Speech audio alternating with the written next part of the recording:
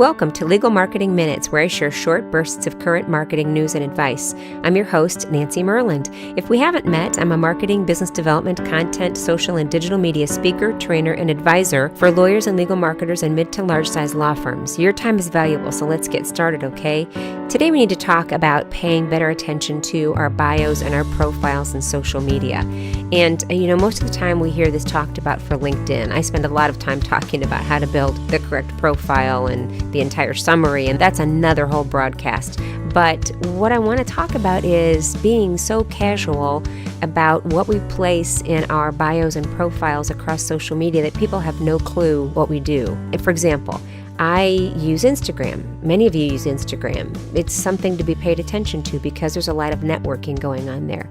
But whether it is Instagram or it's Facebook or it's Twitter, you need to tell people what you do, because I will have people send me friend requests, or they'll follow me, or they'll ask to join my group on Facebook, and I'll click through to their profile and there's nothing there. There's nothing there. And I'll look down at their activity in their newsfeed, and there's nothing there that indicates to me or that helps me connect the dots to us having a reason to be connected on that platform. And so my tendency is not to connect with those people. I always say, if I can connect the dots when someone sends me an invitation, then I am more than happy to connect. But if I can't, then we probably won't connect. And one example, yesterday on Instagram, I had a connection where I had somebody follow me, and I went to his profile to check him out, and I don't even remember what the exact words were, but it was something like, Hercules turned into, I don't even remember the exact words. It was nothing to do with anything about business or about the profession or about marketing.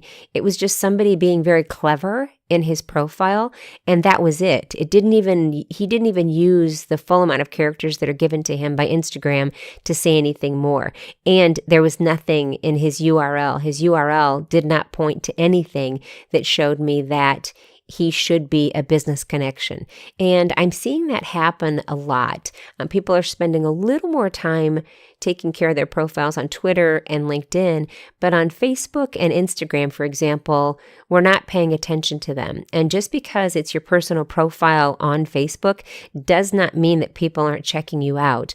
Facebook has been for a long time, but it is even more becoming a place for business networking, because the lines are gray, the lines are softening, and those people we're connected with on our personal profiles are also our business contacts, and we need to let them know what we do.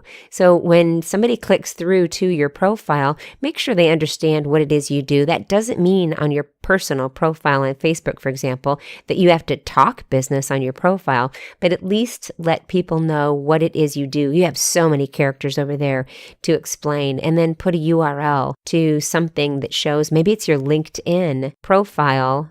I know, cross-posting from Facebook to LinkedIn, who'd have thought? But at least it will tell people that you have a side to you that they want to learn from, or when you send them a friend request, that they really have a reason to connect with you. I get a lot of random requests because I'm in so many groups on Facebook for different products that I've purchased, and a lot of lawyer groups, a lot of legal marketing groups, a lot of social media and digital media groups.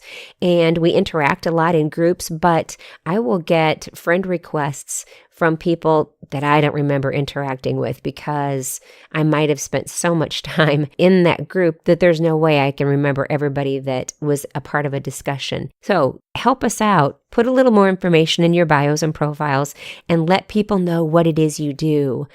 Don't make them guess, and don't be so clever that all you put in there is some cute little phrase or sentence that really tells people absolutely nothing about you and does not help them connect the dots from them to you. Well, that's it for today's Legal Marketing Minutes. Do me a favor and let me know your thoughts about this topic. Do you find this same thing happening too with profiles across social media?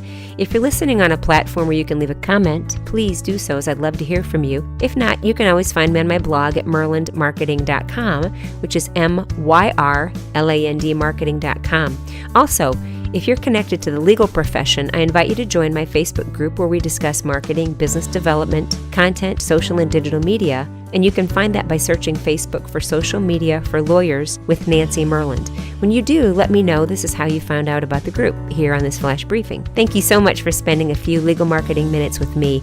I know your time is valuable, so I appreciate you spending a few of them right here. Until next time, I'm Nancy Myrland. Take care.